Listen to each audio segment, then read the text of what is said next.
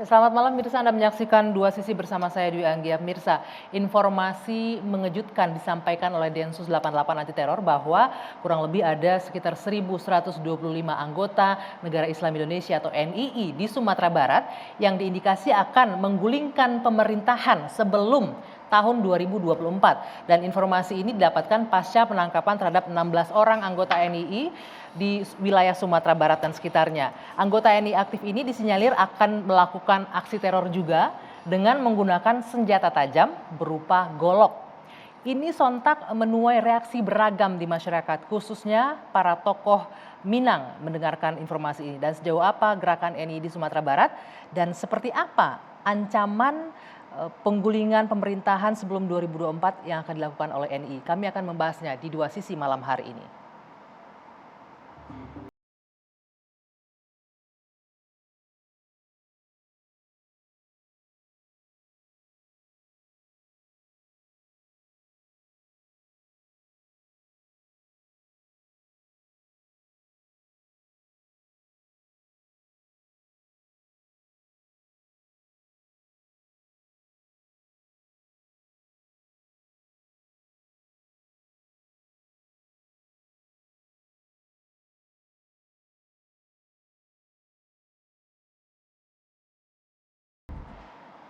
Benar dan memungkinkankah upaya penggulingan pemerintahan oleh anggota NII sebelum 2024? Kita akan diskusi malam hari ini dengan sejumlah narasumber yang sudah bergabung bersama saya. Saya akan perkenalkan satu persatu. Di ujung sebelah sana ada Bung Al Haidar, pengamat teroris. Selamat malam. Ya, selamat malam. Boleh digunakan mic-nya ya, Mas Al Haidar ya. Kemudian ada Andre Rosiade, Ketua Harian DPP Ikatan Keluarga Minang yang juga anggota DPR RI. Selamat malam. Selamat malam, Mbak Ya. Dwi Anggia. Ya, di sebelah kiri saya ada Pak Mufti Makarim, tenaga ahli utama KSP Kantor Staf Presiden. Selamat malam Pak Mufti. Selamat malam, Mbak. Ya. Di ujung sana ada Mas Islah Bahrawi, Direktur Eksekutif Jaringan Moderat Indonesia. Selamat malam. Selamat malam. Assalamualaikum warahmatullahi Waalaikumsalam wabarakatuh. warahmatullahi wabarakatuh. Dan juga pemirsa bergabung secara virtual bersama kami malam hari ini seorang anggota keluarga dari salah satu tersangka teroris atau tersangka anggota NII yang sudah diamankan oleh Densus pada bulan Maret sebelumnya. Kami sengaja menyamarkan identitas dari narasumber kami malam hari ini atas permintaan dan kenyamanan narasumber. Dan saya akan memperkenalkan, kita sapa saja dengan nama yang bukan sesungguhnya, Mbak Mawar. Selamat malam Mbak Mawar. Selamat malam. Ya. Mbak Mawar, saya ingin bertanya sedikit mengenai proses penangkapan yang terjadi di anggota keluarga Anda. Bisa diceritakan nggak Mbak Mawar, seperti apa ketika itu suami Anda ditangkap atau diamankan oleh Densus? Dari awal penangkapan ya? Ya, ketika hari Jumat tanggal 25 Maret sekitar jam 12 menjelang sholat Jumat. Posisi suami Anda saat itu sedang berada di mana? Di luar rumah. Di luar rumah ya. Bagaimana proses penangkapannya? Anda sempat menyaksikan atau ada warga yang melihat? Kalau warga banyak yang lihat, kalau saya nggak lihat. Setelah itu apa yang terjadi Mbak Mawar? Kabarnya kepalanya ditutup, tangannya diborgol, kakinya diikat, terus didorong dimasukin ke mobil. Saat itu posisi anggota keluarga Anda hanya sendiri ya? Di rumah pas nggak ada orang, itu di luar rumah. Di luar rumah ya, oke. Kemudian apa yang selanjutnya terjadi? Apakah Anda langsung diberitahu oleh aparat kepolisian mengenai penangkapan atau pihak Densus? Dari jam 12 penangkapan, jam 2 polisi ke rumah Densus. Apa yang disampaikan kepada Anda Mbak Mawar? Minta izin surat penggeledahan. Oke, kemudian yang dilakukan? Digeledah semua rumah. Apa barang bukti yang ditemukan oleh Densus saat itu di rumah Anda? Infocus rusak, laptop rusak, buku rekening, ATM, sama buku-buku kajian Islam. Buku-buku kajian Islam, laptop rusak, buku rekening ya. Kemudian apa lagi? Nah, kalau di tenda anak saya, tenda bermain tuh, tenda camping. Itu juga diamankan? Iya, itu dibawa. Saya udah bilang, Pak itu punya anak saya, tetap aja dibawa. Apa penjelasan dari pihak aparat saat itu kepada Anda, Mbak Mawar? Ya, dia ingin surat ini Bu, saya ada surat izin penangkapan dari Densus, namanya ini. Didampingi sama Pak RT, Pak Joro, sama Pak Wali, untuk izin geledah semuanya. Dijelaskan tidak keterlibatan suami Anda seperti apa di NII ini?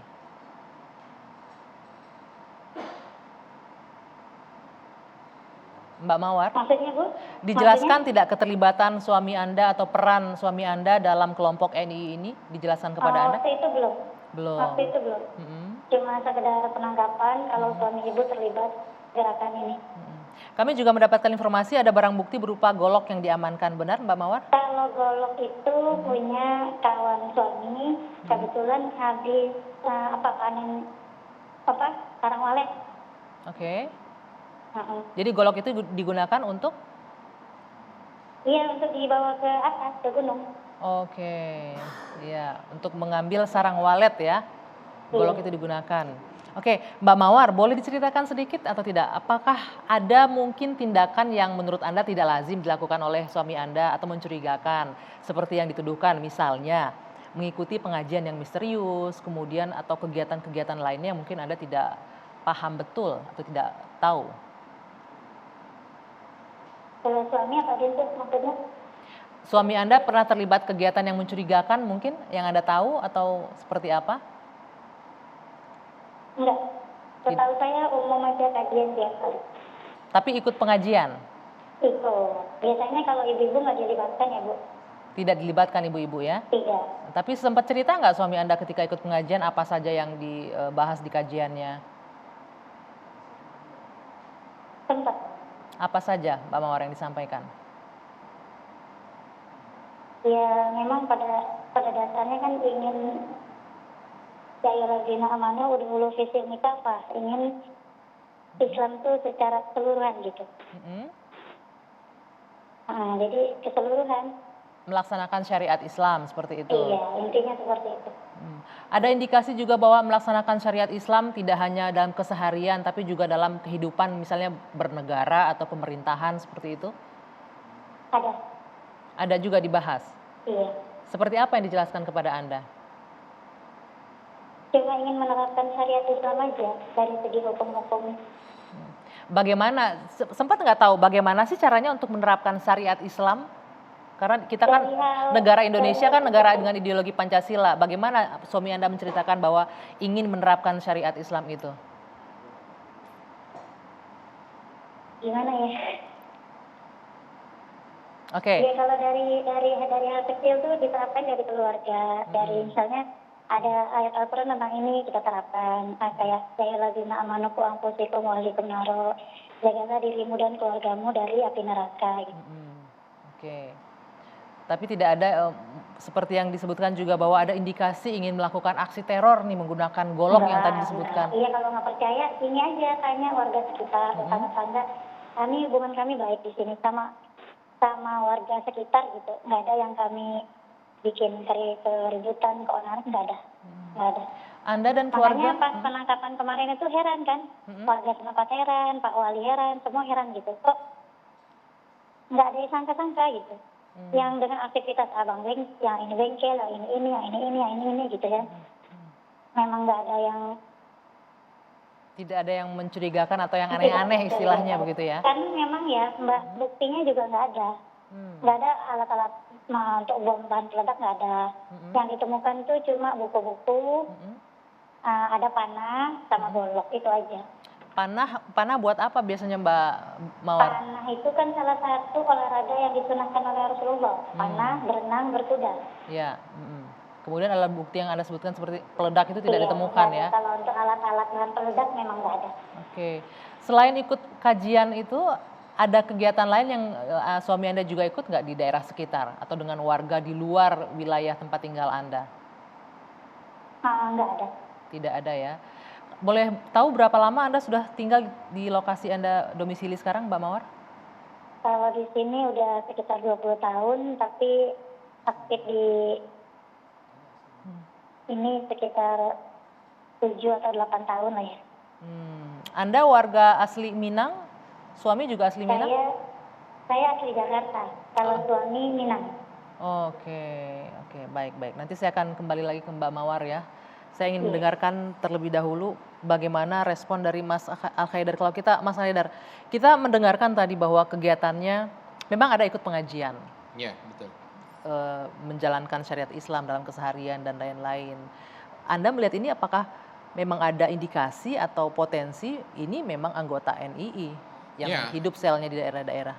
Ini ada indikasi yang sangat jelas karakteristik dari Mic-nya boleh anggota NII ya. Jadi saya melihat bahwa tapi NII itu terdiri dari banyak faksi. Oke. Jadi faksi-faksi dulu 14, kemudian pernah berkembang menjadi 32 faksi. Kemudian sekarang ini 18 faksi karena ada beberapa integrasi dan juga ada perkembangan munculnya faksi baru. Terus dari 18 itu kurang lebih ada 6 faksi yang boleh dikatakan faksi yang memiliki legitimasi yang rendah. Alias sudah dikondisikan oleh negara. Sudah dikondisikan dalam artian seperti dalam apa? Bukan murni lagi, bukan? Iya, tidak murni lagi, tidak asli lagi faksinya. Bukan faksi asli dari NII begitu. Jadi ada faksi yang sudah menjadi binaannya intelijen lah. Nah, ada yang dari Filah, ada yang Sabilillah, yang banyak terlibat di dalam gerakan-gerakan terorisme itu atau yang banyak dalam kegiatan-kegiatan militer ya. Kekerasan itu adalah faksi Sabilillah. Kalau Filah sangat sedikit begitu. Jadi tapi saya tidak melihat bahwa misalnya apakah ada barang bukti yang diperlihatkan ya. Biasanya kalau di rumah-rumah orang NII itu ada bendera NII, bendera merah putih dan ada lambang bulan bintangnya. Nah, kalau lambang bulan bintangnya di tengah-tengah itu berarti berasal dari faksi yang binaannya intelijen. Faksi palsu, NII palsu itu. NII palsu. Kalau yang murni? Kalau yang murni bulan bintangnya itu di bagian merahnya. Mungkin kita punya tayangannya nanti sambil diperlihatkan ya. Nah, tadi Anda sebutkan NII faksi palsu atau binaan intelijen. Apa fungsinya? Fungsinya banyak, karena dulu bisa untuk memenangkan Golkar dulu tahun 71, 79, 77. Maaf, saya potong sebentar Mas Al-Haidar. Ini lambangnya ya? Ini yang Anda bilang kalau bendera ini tengah? NII palsu ini. Ini bendera dari Zenzen Komara ini ya. Dari faksinya Zenzen Komara dan juga beberapa faksi Tahmid juga ada yang memiliki bendera seperti ini. Dan itu merupakan bendera dari faksi yang legitimasinya rendah. Atau sudah dibina oleh intelijen. Artinya tidak perlu ada kekhawatiran lagi terhadap upaya pemberontakan?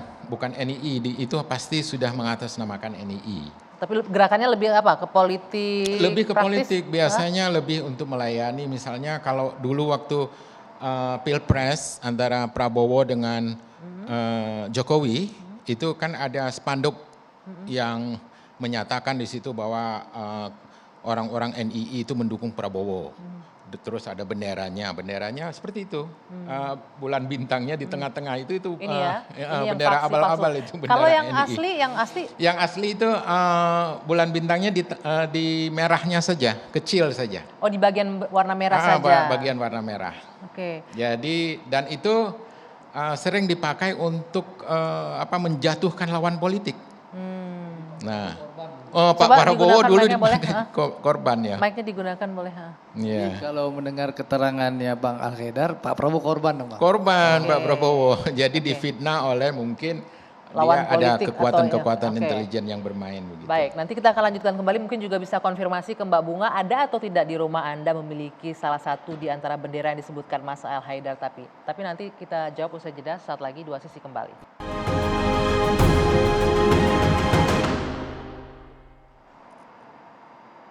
Saya lanjutkan kembali Dua Sisi. Saya mau ke Mbak Mawar terlebih dahulu. Mbak Mawar, bisa diberikan konfirmasi, ada tidak temuan atau mungkin di rumah Anda memiliki bendera yang disampaikan oleh Mas Haidar tadi, bendera merah putih dengan ada gambar bulan dan bintangnya? Enggak ada. Tidak ada ya? Di antara dua jenis bendera tadi tidak ada, antara faksi yang palsu dan faksi yang asli tidak ada ya? Oke. Nggak. Barang bukti lainnya juga hanya buku tadi yang Anda sebutkan, laptop Iya, rusak, yang buku tabungan, senjata tajam cuma golok aja. senjata tajam cuma golok saja dan panah tadi ya, yang karena mengikuti Iya. ajaran Islam tadi ya. Saya ingin ke Mas Islah, atau Mas Mufti boleh.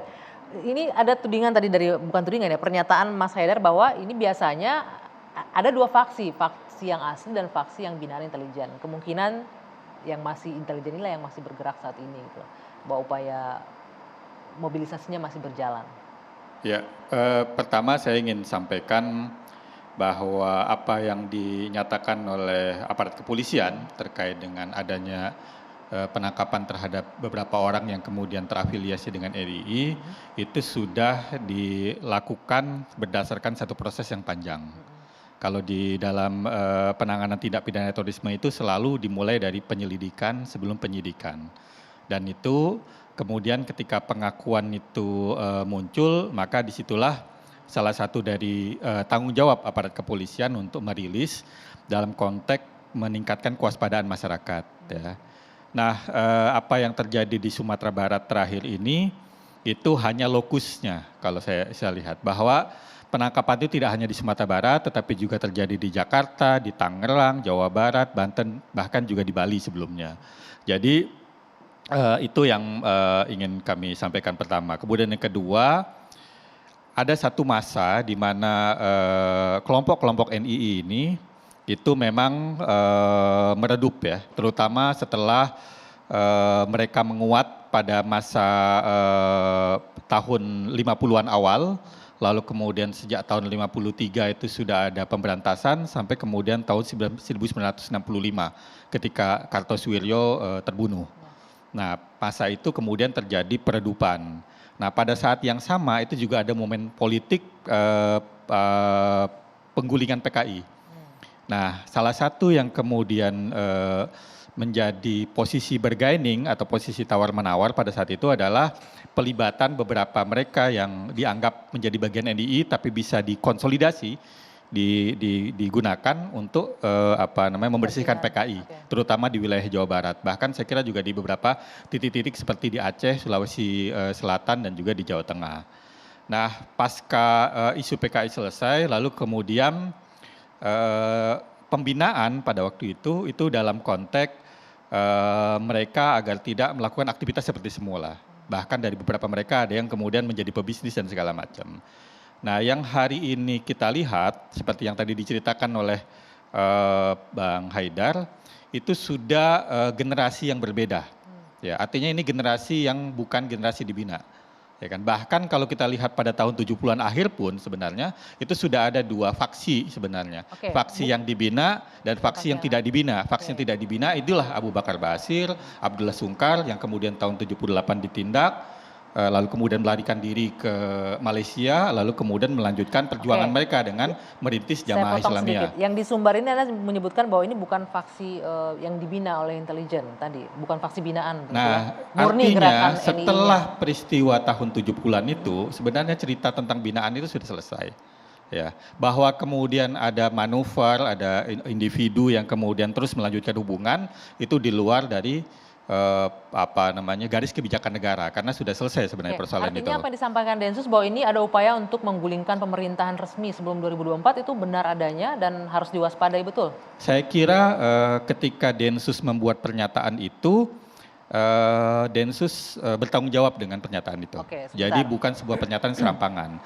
Cuma memang karena lokusnya ada di Sumatera Barat, yang harus kita sangat berhati-hati jangan sampai kemudian terjadi generalisasi atau stigmatisasi terhadap masyarakat Sumatera Barat. Karena penangkapan itu hanya lokus. Ya, dan itu terjadi di wilayah lain di Indonesia. Ini sudah ada salah satu tokoh Sumatera Barat yang hadir bersama saya, Bung Andre. Anda yakin ada itu faksi-faksi NII di Sumatera Barat yang ingin menggulingkan pemerintahan yang resmi saat ini sebelum 2024? Jadi mengutip pernyataan Mas Mufti tadi, ini lokusnya di Sumatera Barat. Tapi Mas Mufti, yang berkembang sekarang adalah terjadi stigmatisasi seakan-akan orang Minang itu NII, seakan-akan kami itu akan, ya, masyarakat Minang ini akan menggulingkan pemerintah yang sah. Nah, sebagai Ketua Harian Dewan Pimpinan Pusat Ikatan Keluarga Minang dan juga anggota DPR RI mewakili Sumatera Barat. Saya ingin menegaskan, masyarakat Minang itu masyarakat yang cinta NKRI. Masyarakat yang taat konstitusi. Kami ini adalah masyarakat Minang yang merupakan pejuang kemerdekaan Republik Indonesia. Kami pemegang saham kemerdekaan Republik Indonesia. Tidak ada proklamasi tanpa ada Soekarno dan Hatta. Bahkan majalah Tempo menuliskan 4 tokoh pendiri bangsa itu Soekarno, Bung Hatta, Sultan Syahrir dan Tan Malaka. Jadi 1 Bung Karno, 3 lagi orang Minang. Kami punya 15 pahlawan nasional. Jadi tidak mungkin, sekali lagi ini yang perlu saya tegaskan, tidak mungkin kami ingin menggulingkan pemerintah yang sah. Karena kami masyarakat yang taat konstitusi, kami pemegang saham kemerdekaan, dan kami ini pejuang kemerdekaan Republik Indonesia. Apalagi disebutkan kami akan mengkudeta pemerintah dengan pakai golok. Kalau di kampung saya itu golok itu dipakai ke ladang. Golok ini dipakai untuk membuka lahan. Bahkan di kampungnya Anggi ini, bahasa Minang itu baru naik batang kerambia, metik kelapa. Pakai golok. Pakai golok itu kita buka kelapanya. Membuka kelapa, itu yang kita gunakan golok. Apa mungkin golok dipakai untuk mengkudeta pemerintah? Salah satu tadi digunakan untuk sarang walet ya. Iya, untuk sarang walet, ini ke ladang lah. Nah ini yang terjadi, stigmatisasi itu. Makanya saya ingin menegaskan itu dulu. Yang pertama, ya kami taat konstitusi, ya kami cinta NKRI, ya bagi kami ya Pancasila, Undang-Undang Dasar 1945, NKRI itu final. Jadi tidak mungkin kami ingin menggulingkan pemerintah yang sah. Itu satu. Lalu yang kedua, soal nanti video diputar ya. Nanti. Ya, Nah sekarang nanti. fakta bahwa ada nih 16 orang di wilayah Sumatera Barat loh tersebar. Jadi kalau memang itu ada, ya saya menyarankan kepada pemerintah, kepada BNPT, ya kepada Densus 88, Mabes Polri, ya, Polda Sumatera Barat, ayo bicara, duduk bersama dengan pemerintah Provinsi Sumatera Barat, pemerintah kabupaten di mana ada indikasi NII di sana, lalu kita bicara dengan MUI Sumatera Barat dan Elkam ya Sumatera Barat untuk duduk bersama. Kalau memang ada, mana datanya, ayo kita lakukan bersama-sama gerakan deradikalisasi. Ya, kami tidak ingin menutup diri ya, tentu kita harus introspeksi. Ya, tapi stigmatisasi seakan-akan masyarakat Sumatera Barat akan menggulingkan pemerintah yang sah itu betul-betul saya tolak gitu. Kita tegaskan tidak ada. Oke, sampai di sana. Itu yang paling penting. Mas Islah, bagaimana Anda melihat ini? Bahwa tadi disebutkan Mbak Mawar menyebutkan bahwa memang ada ikut kajian, kemudian ada memang diajarkan untuk keseharian itu diterapkan syariat Islam dan lain-lain. Tapi di sini disebutkan jangan sampai ini terjadi stigmatisasi terhadap orang Sumbar yang ingin menggulingkan rezim pemerintahan yang sah saat ini. Baik, terima kasih. Saya sedikit memberikan gambaran ya, bahwa bendera yang di Sumatera Barat itu memang bulan bintangnya ada di merah. Itu ditemukan. Jadi bukan faksi binaan tapi faksi asli. Bukan faksi binaan, memang faksi asli. Dan mereka menamakan NII putih. Yang terafiliasi secara genetik terhadap Kartosuwiryo. Kita tahu itu banyak firqoh di dalam NII, banyak faksi. Tapi dia menyatakan bahwa dia adalah NII yang menyatakan untuk kembali ke hitoh, kurang lebih seperti itu. Ini pengakuan dari 16 tersangka itu ya? Kurang lebih satunya. seperti itu. Okay. Kemudian ini untuk Bang Haidar tadi, bahwa itu benderanya bukan seperti yang di Garut. Kemudian untuk Bang Andre, begini Bang. Jangan kita melihat NII hari ini terlebih lagi hanya di Sumbar. Di Sumbar ini hanya 16. Saya yakin Densus tidak akan berhenti di situ. Di Banten sudah di Garut kemarin 5. Dari jumlah klaim mereka kurang lebih 30.000. Di Sumbar anggota NII ini diklaim juga oleh yang ditangkap ini 1.125. Artinya this is part of a small cake. Dan saya yakin Densus tidak akan berhenti di situ. Kalau melihat pola penangkapan Densus dari JI, JAD, JAK, JAT, JAS, MIT, MIB dan sebagainya, itu memang dihajar dari layer terbawah, naik ke layer berikutnya hingga akhirnya sampai ke pucuk. Saya yakin Densus tidak akan berhenti hanya di Sumbar. Kalau berbicara Sumbar, saya juga tidak yakin Bang. Orang Sumbar ini moderat. Adat Basandi Sara Basandi Kitabullah. Ya. Saya yakin itu, sangat moderat. Teman saya banyak orang Sumbar. Di Amerika ketika saya sekolah, teman saya itu dari Padang semua. Dan semuanya moderat, saya yakin itu. Tapi kalau melihat NII, ya kita harus melihat dari 3 faktor. 1 historik, 2 ideologis, yang ketiga strukturnya. Kalau kita mau tahu semua pelaku utama dari teror secara periodik di Indonesia ini, semuanya itu orang NII. Sebut Aman Abdurrahman, Fauzan Ansori, Imam Samudra, ini NII Banten. Ini kalau kita mau tahu. Dan mereka memang ahlinya untuk melebur kemana-mana, berdiaspora, menginfiltrasi kemanapun, lalu dia menjadi kolaborator untuk membentuk komprador-komprador itu. Dan satu hal lagi Bang, bahwa NII gesturnya sejak awal, dari sejak 7 Agustus 1949, itu selalu melakukan pemberontakan kepada kepemimpinan yang sah. Kartosuwiryo kepada Soekarno, kelompok Adah Jailani dan Ajengan Mas Duki dan Abdullah Sungkar pada zaman Darul Islam itu kepada Soeharto. Dan dia memang selalu melakukan pemberontakan kepada pemimpin yang sangat penetratif. Ini mungkin bisa kita lihat gesturnya ya dari masa ke masa. Tapi kalau berbicara soal wilayah Bang, saya percaya di Sumbar itu memang melahirkan banyak sekali pahlawan. Saya yakin sekali. Tapi Bang, di Mekah itu melahirkan Nabi Muhammad, selain juga melahirkan Abu Jahal. Artinya potensi-potensi ini bukan hanya di Sumbar. Potensi-potensi perlawanan untuk meruntuhkan negara, menjadikan negara ini negara Islam, berbasis syariah sebagai hukum negara. Ini muncul dari mana saja, bukan Sumbar. Apakah itu harus dikhawatirkan? Nanti kita akan lanjutkan nanti ya. Apakah ini murni memang akan terjadi dalam artian visible, memungkinkan atau tidak? Usai jeda. Koreksi, Ya. Aman Abdurrahman nggak pernah menjadi warga NII. Oke, nanti kita lanjutkan. Usai jeda saat lagi, Dua Sisi kembali untuk Anda.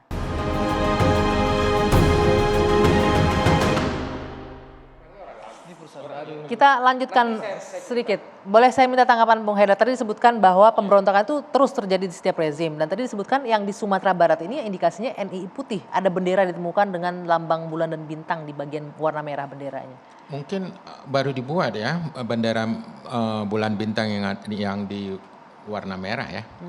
Saya nggak tahu juga. Tapi setahu saya juga nggak pernah mendengar ada istilah NII putih. NII putih. NII itu tetap merah putih, nggak pernah ada NII putih aja gitu.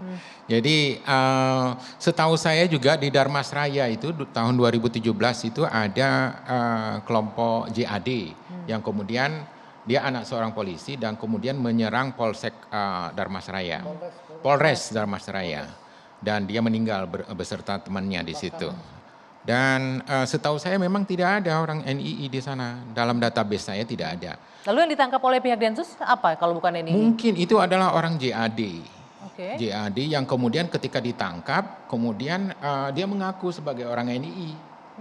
Dan kebanyakan memang orang JAD itu memang sangat benci sama NII karena apa?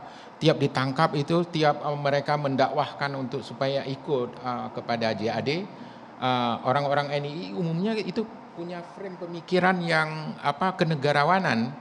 Jadi dia itu pasti menolak tafsir ayat yang tidak becus dari JAD. Misalnya ayat tentang Al-Anfal 65 dan 66 tentang 1:2 dan 1:10. Kalau masih lemah kekuatannya ya 1:2. Itu baru boleh diproklamasikan. Enggak, jadi indikasi yang di daerah Sumatera Barat baik itu di Darmasraya atau Tanah Datar itu bukan NII melainkan bukan JAD. NII, bukan daerah NII itu. NII nggak ada di situ. Mas Islah. Yang ada JAD di situ.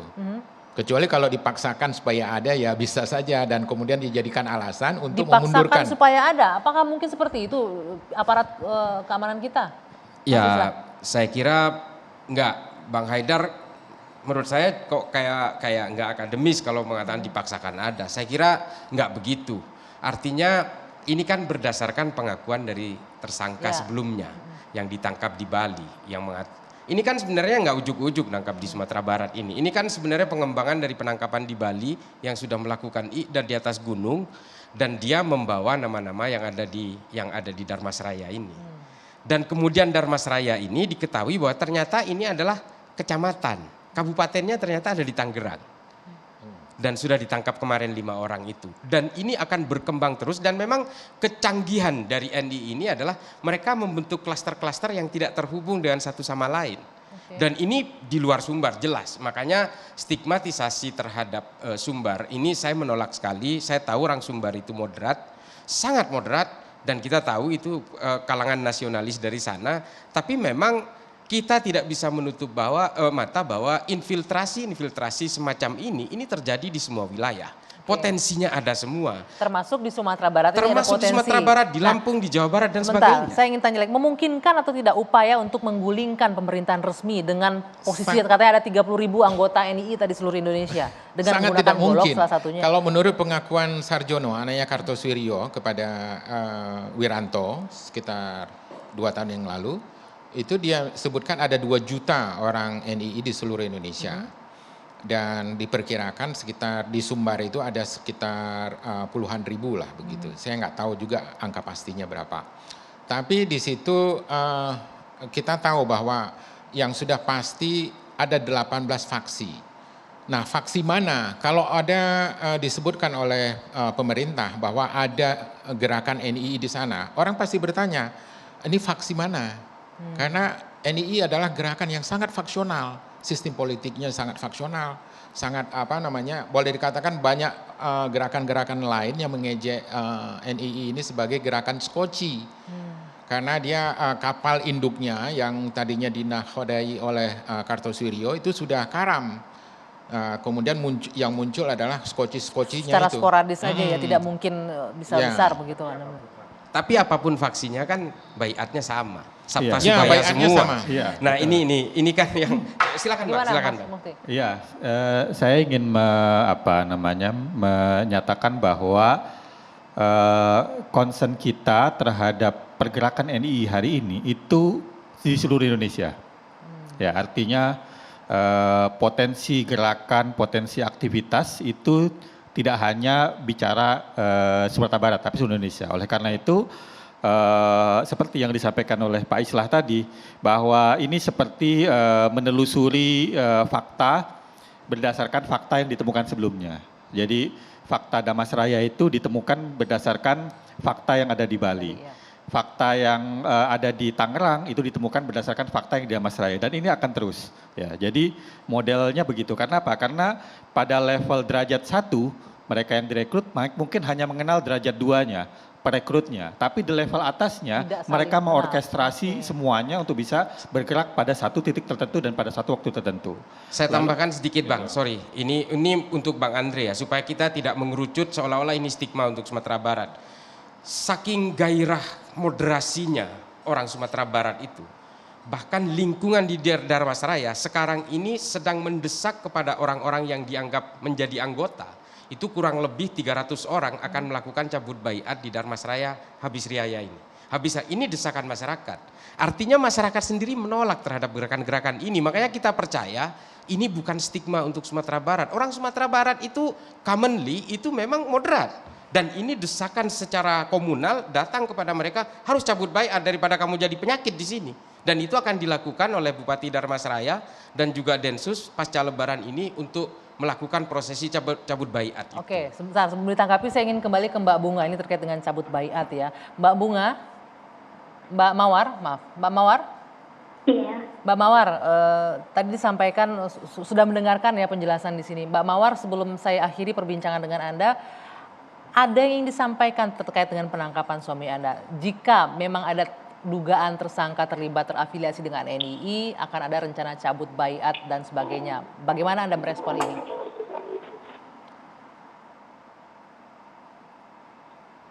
Jadi dengan adanya, memang dapat kabar seperti itu dari wali setempat ya Bu ya, Mbak. Ya. Setelah Lebaran gitu. Kalau ya sekarang kan suami-suami kami kan sudah di pihak yang berwenang ya, itu udah urusannya beliau di sana yang mengurusi gitu kan. Kami siap kooperatif, kami siap dengan kebijakan hukum yang ada, cuman harapannya minta seadil-adilnya gitu. Baik. Ya, untuk ini istilahnya dari sekian banyak perbincangan tadi, yang entah masalah yang ke agama, entah yang politiknya, pokoknya kami sebagai ibu, saya sebagai istri, tidak pernah bermimpi untuk menjadi tulang punggung. Tidak pernah ada mimpi. Jadi harapannya udahlah itu suami udah. Tapi sekarang gimana kelanjutannya? Nasib Anda dan Gimana anak-anaknya? kelanjutannya anak-anak kami, sekolahnya, kehidupan kami gitu selanjutnya. Karena tidak mungkin kita selalu bergantung sama orang lain. Harus berusaha gitu. Oke. Mbak Mawar, artinya kalau yang saya tangkap, koreksi jika salah, artinya Anda sepakat untuk mencabut baiat nanti seperti yang diharapkan oleh aparat dan juga pemerintah? Saya siap melakukan karena untuk meringankan hukuman suami tadi. Oke, baik. Sekarang intinya kami ikut sama peraturan yang ada. Gimana baiknya, yang penting bisa meringankan hukuman bagi mereka. Walaupun di awal Anda bilang tadi Anda menyangkal bahwa tidak terlibat dengan NII tadi ya, keluarga Anda? Karena ibu-ibu itu tidak dilibatkan, Mbak. Oke, baik. Kajiannya pun umum gitu, untuk arah ke sana nggak dilibatkan. Baik. Mbak Mawar, terima kasih sekali atas waktu Anda sudah berbagi bersama kami malam hari ini di Dua Sisi. Semoga bisa terselesaikan masalah ini. Ada Mbak Ani satu lagi boleh? Ya, bagaimana? Dengan adanya penangkapan kemarin kami sudah trauma ya. Ditambah lagi dengan adanya beredar foto-foto suami-suami kami yang mukanya macam-macam bentuknya. Tambah lagi dengan adanya video yang beredar khusus untuk yang atas nama Bapak Rizal itu kan. Itu entah siapa yang menyebar, itu apa tujuannya gitu. Memang itu suatu himbauan. Tapi kok tidak memikirkan dampak dari hal-hal yang seperti itu gitu. Dampaknya kan ke keluarga besarnya, ke istri-istrinya, ke anak-anaknya, ke lingkungan. Baik. Dengan berpisah sama keluarga seperti ini udah satu hukuman loh, Mbak. Baik, mudah-mudahan pesan ini bisa ditangkap dan diterima dengan baik. Iya. Demikian, masih ada lagi Mbak Mawar? Ya harapannya itu aja, tak ada adilnya, terus jangan ada macam-macam lah. Udah jangan bikin kami tambah terpuruk gitu. Baik. Kami juga punya hak ya, punya hak perlindungan hukum, kami juga berhak hidup normal biasa gitu. Baik. Oke, terima kasih Mbak Mawar atas waktunya. Sekali lagi selamat malam. Ya, selamat malam. Ya, nanti kita akan lanjutkan kembali perbincangan di Dua Sisi, pemirsa. Tetaplah bersama kami.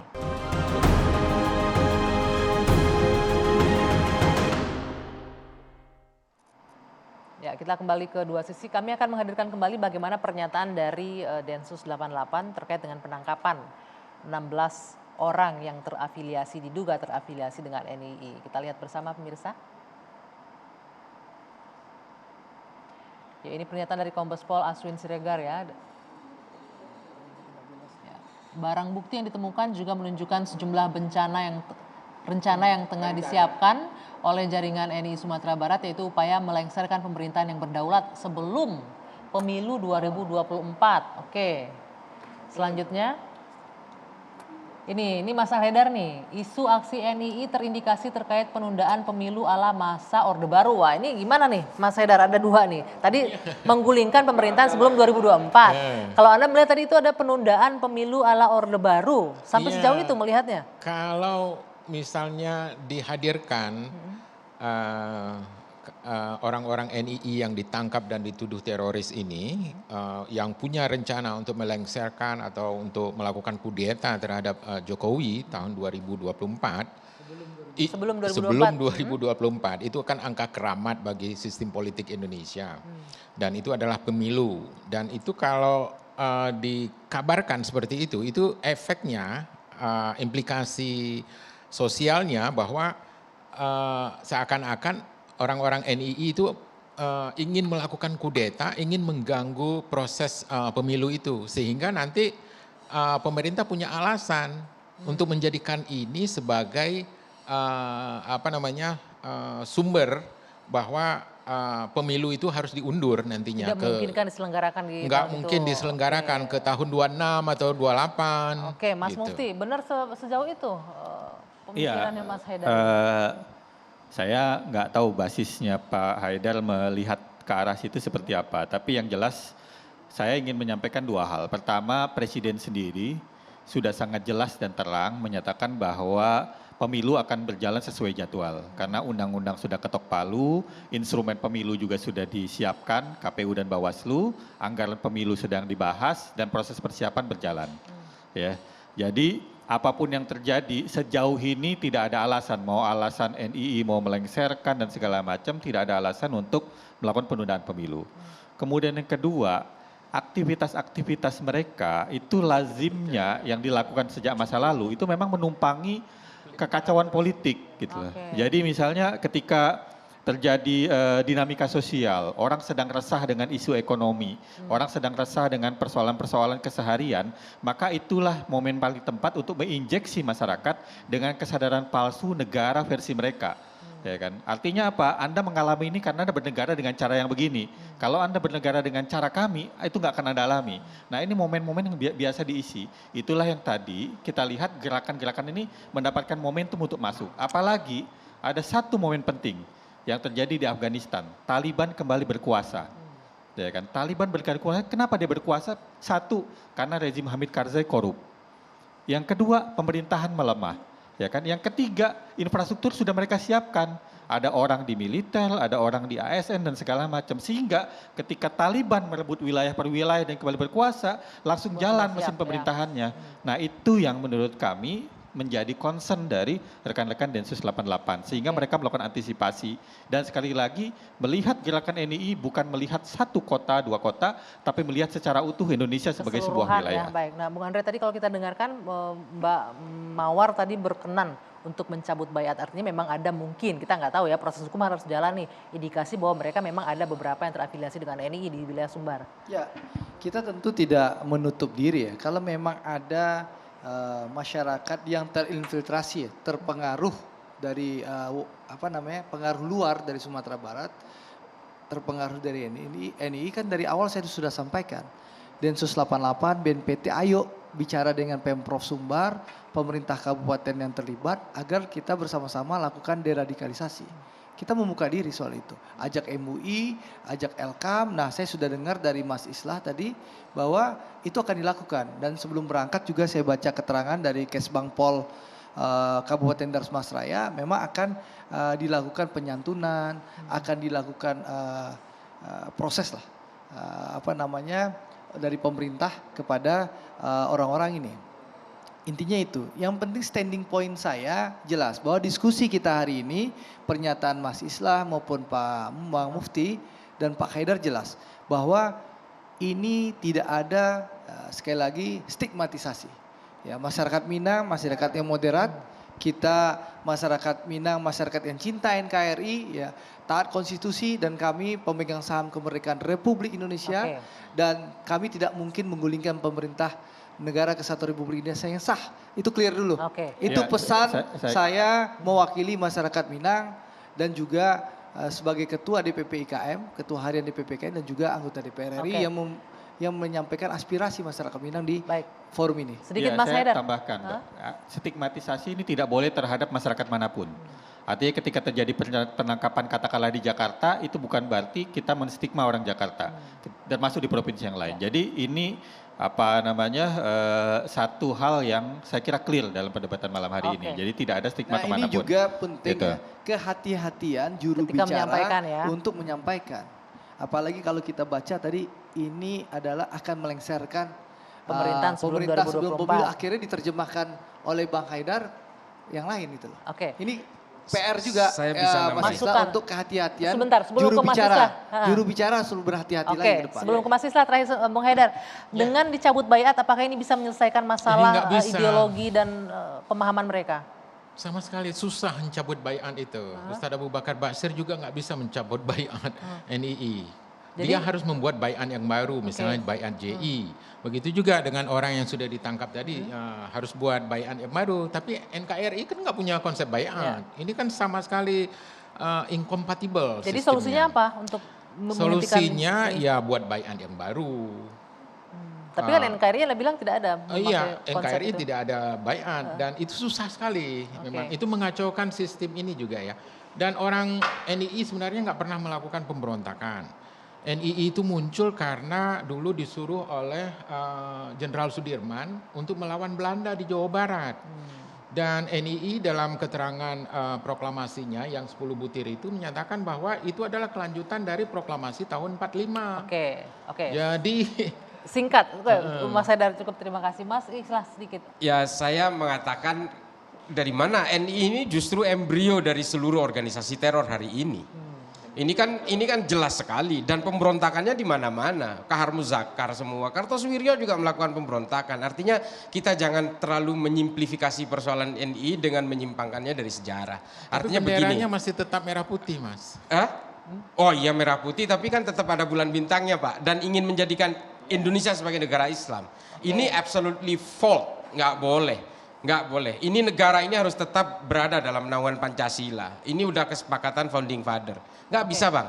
Itu Baik. Jakarta Charter, 7 Nggak bisa. kata yang Kalau dicoret dia itu. ingin memberlakukan hukum syariah sebagai hukum negara, buat saya itu pengkhianatan terhadap Pancasila. Itu yang justru pengkhianatan terhadap Piagam Jakarta. Nggak bisa. Kalau menurut saya Abang terlalu mengada. Dan Abang saya malah jadi curiga, jadi jangan-jangan Abang terpapar juga ini. Ya memang terpapar karena itu kebebasan ideologis orang untuk memilih apapun ya. Tapi masalahnya Bang, gambaran NII itu latar melakukan belakang. gerakan senjata. Seperti yang di Darmasraya ini, mereka melakukan idat, pelatihan militer kok. Memang jangan lihat goloknya Bang.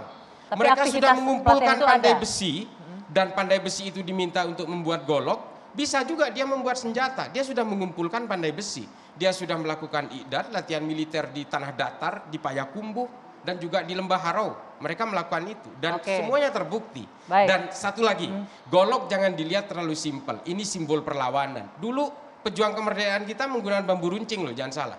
Tapi girohnya terbangun dari situ. Baik, Bapak-bapak, sorry, bisa sayang ditambahin sekali nggak? waktunya sudah habis, ini sudah terakhir. Saya yakin banyak sekali ini pendapat atau. Tapi yang penting adalah kita sama-sama sepakat, kita apresiasi kerja Densus dan kita juga sepakat bahwa NKRI adalah harga mati. Saya akhiri 2 sisi malam hari ini, saya Dwi Anggia, selamat malam, sampai jumpa pekan depan.